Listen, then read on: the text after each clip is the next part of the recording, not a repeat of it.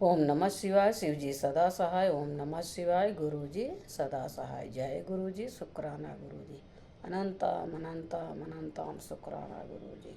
हर हर महादेव। हर हर महादेव। जय भोलेनाथ बाबा की।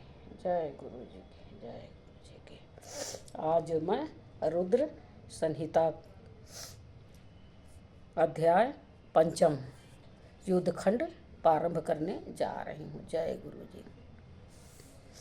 देवों का शिव जी के पास जाकर उनका स्तवन कराना, शिव जी के त्रिपुंड वध के लिए उद्धत न होने पर ब्रह्मा और विष्णु का उन्हें समझाना, विष्णु के बतलाए हुए शिव मंत्र का देवों द्वारा तथा विष्णु द्वारा जप, शिव जी की प्रसन्नता और उनके लिए विश्वकर्मा द्वारा सर्वदेवमय रथ का निर्माण। व्यास जी ने कहा, सनंद कुमार जी जब भाइयों तथा पूर्ववंशियों सहित उन दैत्य राज की बुद्धि विशेष रूप से मोह छंद हो गई, तब उसके बाद कौन सी घटना घटी विभो, वो सारा वृत्तांत वर्णन कीजिए। सनत कुमार जी ने कहा, महर्षि जब तीनों पुरों की पूर्ववत दशा हो गई, दैत्यों ने शिवार्चन का परित्याग कर दिया, संपूर्ण स्त्री धर्म नष्ट हो गया और चारों ओर दुराचार फैल गया, तब भगवान विष्णु और ब्रह्मा के साथ सब देवता कैलाश पर्वत पर गए और सुंदर शब्दों में शिव की स्तुति करने लगे। महेश्वर देव, आप परमोत्कृष्ट आत्म बल से संपन्न हैं। आप ही सृष्टि के कर्ता ब्रह्मा, पालक विष्णु और संहार रुद्र हैं। पर ब्रह्मा स्वरूप आपको नमस्कार है। योम महादेव जी का स्तवन करके देवों ने उन्हें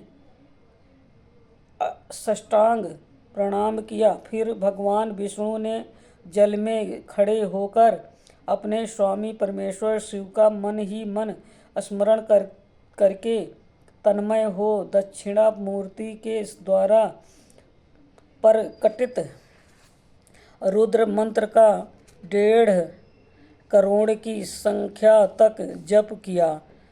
तब तक सभी देवता उन महेश्वर में मन लगाकर यूं उनकी स्तुति करते रहे। देवों ने कहा, प्रभु आप समस्त प्राणियों के आत्म स्वरूप, कल्याणकर्ता और भक्तों की पीड़ा हरने वाले हैं।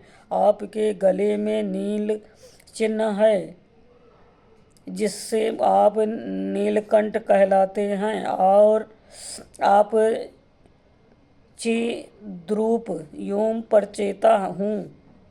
आप रुद्र को हमारा प्रणाम है। असुर निकंदन, आप ही हमारी सारी आपत्तियों के निवारण करने वाले हैं। अतः सदा से आप ही हमारी गति हैं।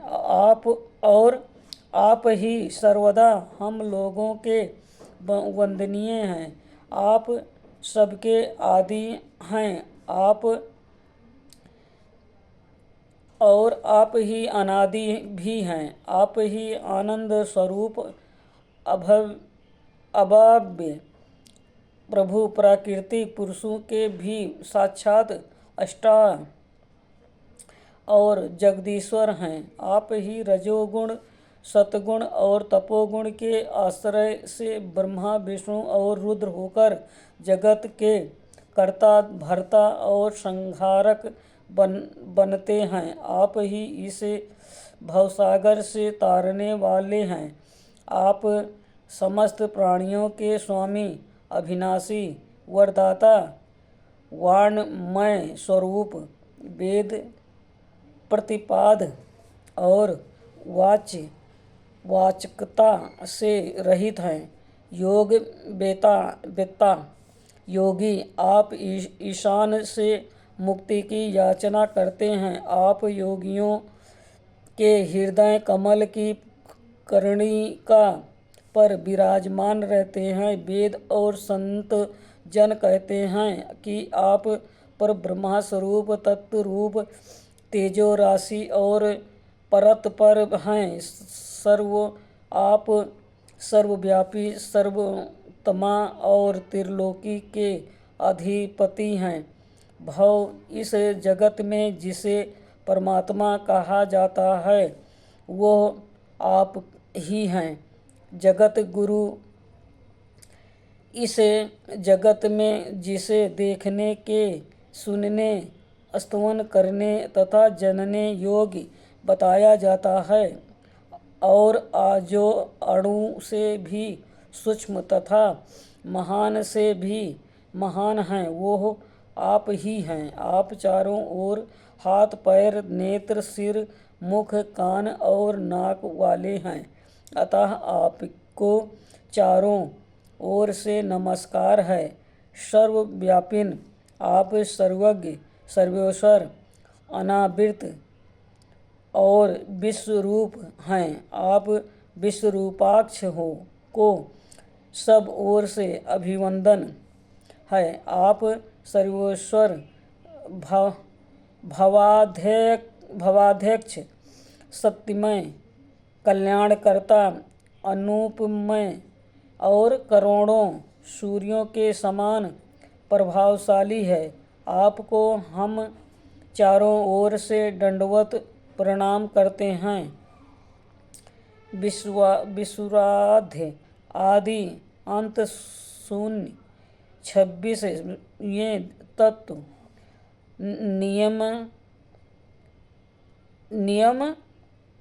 नियमक रहित तथा समस्त प्राणियों को अपने अपने कार्यों में प्रवृत्त करने वाले आपको हमारा सब ओर से प्रणाम है। आप प्रकृति के भी परिवर्तक, सबके प्रतिमाह और समस्त शरीरों में व्याप्त हैं। आप परमेश्वर को हमारा नमस्कार है। श्रुतियाँ तथा श्रुति तत्व के ज्ञाता विज्ञजन, आपको वरदायक, समस्त भूतों में निवास करने वाला शंभु और श्रुति तो योग्य बतलाते हैं। नाथ, आपने जगत में अनेकों ऐसे कार्य किए हैं जो हमारी समझ से परे है, इसलिए देवता, असुर, ब्राह्मण और अन्यायन स्थावर जगत भी आपकी ही स्तुति करते हैं। शंभो, त्रिपुरवासी दैत्यों ने हमें प्रायः नष्ट सा कर डाला है, अतः आप शीघ्र ही उन असुरों का विनाश करके हमारी रक्षा कीजिए, क्योंकि देववल्लभ हम देवों के एकमात्र आप ही हैं, आप ही गति हैं। परमेश्वर, इस समय वह आपकी माया से मोहित हो गए हैं, अतः प्रभु वह भगवान विष्णु द्वारा बताई हुई युक्ति के चक्र में फंसकर सारा धर्म कर्म छोड़ बैठे हैं। भक्तवत्सल, हमारे सौभाग्यवश इस समय उन दैत्यों ने संपूर्ण धर्मों का परित्याग कर दिया है और नास्तिक शास्त्र का आश्रय ले रखा है।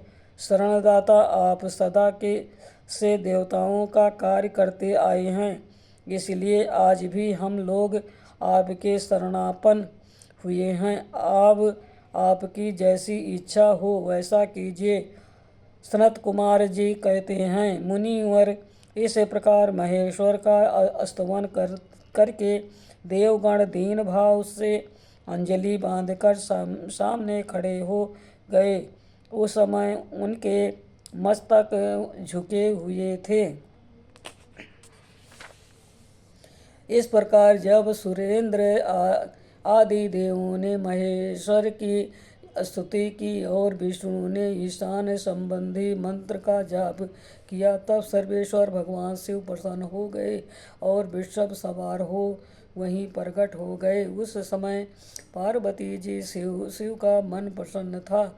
उन्होंने नंदीश्वर की पीठ से उतरकर विष्णु का आलिंगन किया और फिर वह नंदी पर हाथ टेक कर खड़े हो गए और संपूर्ण देवताओं की ओर कृपाधारी दृष्टि से देखकर गंभीर वाणी में श्रीहरि से बोले।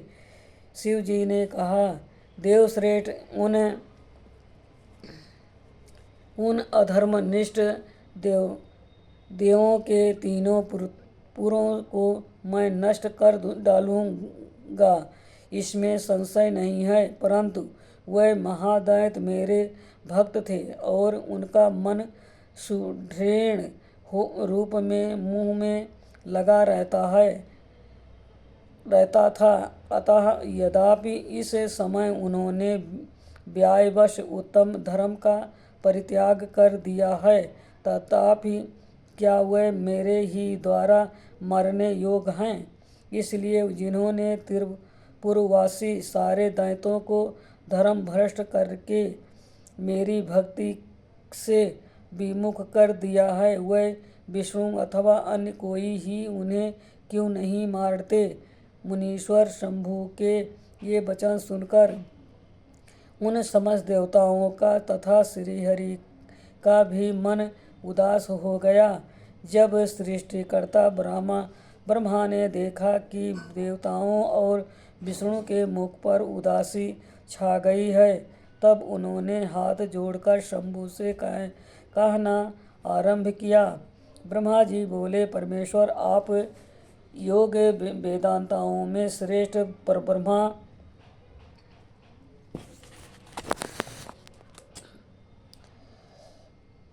तथा सदा से देवों और ऋषियों की रक्षा में तत्पर हैं, अतः पाप आपका स्पर्श नहीं कर सकता। साथ ही आपके आदेश से ही तो उन्हें मुंह में डाला गया है, इसके प्रेरक तो आप ही हैं। इस समय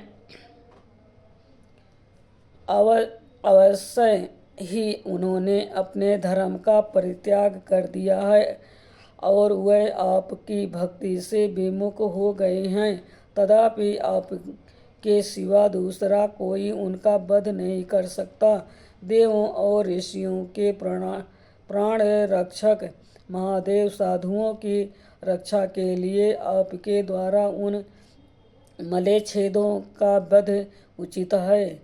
आप तो राजा हैं, अतः राजा को धर्मानुसार पापियों का वध करने से पाप नहीं लगता। इसलिए इस कांटे को उखाड़कर साधु ब्राह्मणों की रक्षा कीजिए। राजा, यदि आपने राज तथा सर्वलोक काधिपत्य को स्थिर रखना चाहता हो तो उसे अपने राज्य में एवं अन्यत्र भी ऐसा ही व्यवहार करना चाहिए। इसलिए आप देवगणों की रक्षा के लिए उद्यत हो जाइए, विलंब मत कीजिए।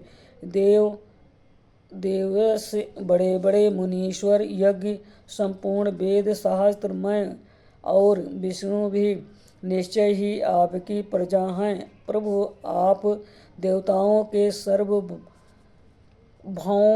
सम्राट हैं। ये श्रीहरि आदि देवगण तथा सारा जगत आपका ही कुटुंब है। आजन्मा देव श्रीहरि आपके युवराज हैं और मैं ब्रह्मा आपका पुरोहित हूँ तथा आपकी आज्ञा का पालन करने वाले शक्र राज कार्य संभालने वाले मंत्री हैं। सर्वेश अन्य देवता भी आपके शासन के नियंत्रण में रहकर सदा अपने अपने कार्य में तत्पर रहते हैं। ये बिल्कुल सत्य है। सनत कुमार जी कहते हैं, व्यास जी, ब्रह्मा जी की ये बात सुनकर सूर्य पालक परमेश्वर शिव का मन प्रसन्न हो गया। तब उन्होंने ब्रह्मा जी से कहा। शिव जी बोले, ब्राह्मण, यदि आप मुझे देवताओं का सम्राट बतला रहे हैं तो मेरे पास उस पद के योग कोई ऐसी सामग्री तो है नहीं जिससे मैं उस पद को ग्रहण कर सकूं, क्योंकि ना तो मेरे पास कोई महान दिव्य रथ है और न उसके उपयुक्त सारथी हैं और न संग्राम में विजय दिलाने वाले वैसे धनुष बाण ही न है कि जिन्हें लेकर मैं मनो योग पूर्वक संग्राम में उन प्रबल दैत्यों का वध कर सकूं। यूं कहकर वह चुप हो गए। परंतु शिव जी को शीघ्र प्रस्तुत होते न देखकर समस्त देवता कश्यप आदि ऋषि अत्यंत व्याकुल तथा दुखी हो गए। तब भगवान हरि ने उनसे कहा। प्रभावशाली श्री हरि ने जब यूँ कहा तब सभी देवता पुनः शिवाराधना में लग गए। तत्पश्चात श्री हरि भी देवों तथा मुनियों के कार्य की सिद्धि के हेतु शिव में मन लगाकर विशेष रूप से विधि पूर्वक जप में तत्पर हो गए। मुनि श्रेष्ठ इधर देवगण धैर्य संपन्न हो बारंबार शिव शिव यूं उच्चारण करते हुए 1 करोड़ जप करके सामने खड़े हो गए। इसी समय स्वयं साक्षात शिव पूर्वोक्त स्वरूप धारण करके प्रकट हो गए और यूं कहने लगे। श्री शिव जी बोले, हरे ब्राह्मण देवगण तथा उत्तम पर व्रत का पालन करने वाले मुनियों, मैं तुम लोगों के लिए इस जप से प्रसन्न हो गया हूँ। अतः अब तुम लोग अपना मनोवांछित वर मांग लो। देवताओं ने कहा, देवादिदेव कल्याणकर्ता जगदीश्वर, यदि आप हम पर प्रसन्न हैं तो देवों की विकलांगता का विचार करके शीघ्र ही त्रिपुर का संहार कर दीजिए। परमेश्वर, आप दीन बंधु तथा कृपा की खान हैं। आप ने ही सदा से हमें देवताओं की बारंबार विपत्तियों से रक्षा की है, अतः इस समय भी आप हमारी रक्षा कीजिए। सनत कुमार जी कहते हैं, ब्राह्मण तब ब्रह्मा और विष्णु सहित देवों की वह बात सुनकर शिव जी मन ही मन प्रसन्न हुए और पुनः इस प्रकार बोले। महेश्वर ने कहा, हरे ब्राह्मण देवगण तथा मुनियों, अब त्रिपुर को नष्ट हुआ ही समझो। तुम लोग आदरपूर्वक मेरी बात सुनो और उसके अनुसार कार्य करो। मैंने पहले जिस दिव्य रथ, सारथी, धनुष और उत्तम बाणों को अंगीकार किया है वो सब शीघ्र ही तैयार करो। विष्णु तथा विद्ये, निश्चय ही तुम दोनों त्रिलोकी के अधिपति हो, इसलिए तुम्हें चाहिए कि मेरे लिए परितन पूर्वक सम्राट के योग्य सारा उपकरण प्रस्तुत कर दी दो। तुम दोनों सृष्टि के सृजन और पालन कार्य में नियुक्त हो, अतः त्रिपुर को नष्ट हुआ समझकर देवताओं की सहायता के लिए यह कार्य अवश्य करो। यह शुभ मंत्र जिसका तुम लोगों ने जप किया है वह महान पुण्यमय तथा मुझे प्रसन्न करने वाला है। ये भूति मुक्ति का दाता, संपूर्ण कामनाओं का पूरक और शिव भक्तों के लिए आनंद प्रद है।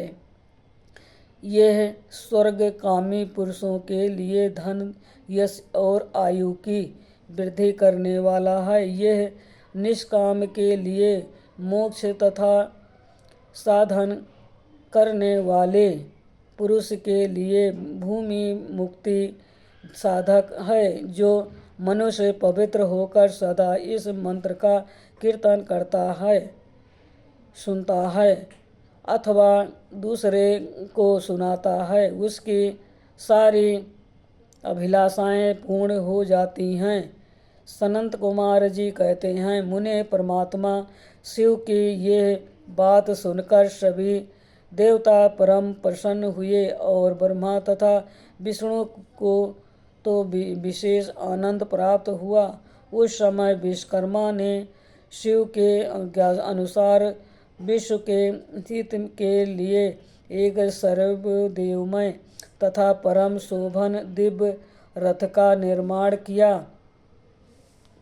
आज का रुद्र संहिता पंचमो अध्याय युद्धखंड 6 से 8 अध्याय संपूर्ण हुआ। ओम नमः शिवाय। शिवजी सदा सहाय। ओम नमः शिवाय। शिवजी सदा सहाय।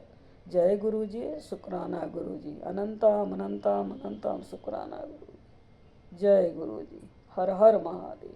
हर हर महादेव। जो शिव पुराण पढ़ने में भूल चूक हुई हो माफ़ करना गुरु जी, माफ़ करना भोलेनाथ बाबा। जय गुरु जी की।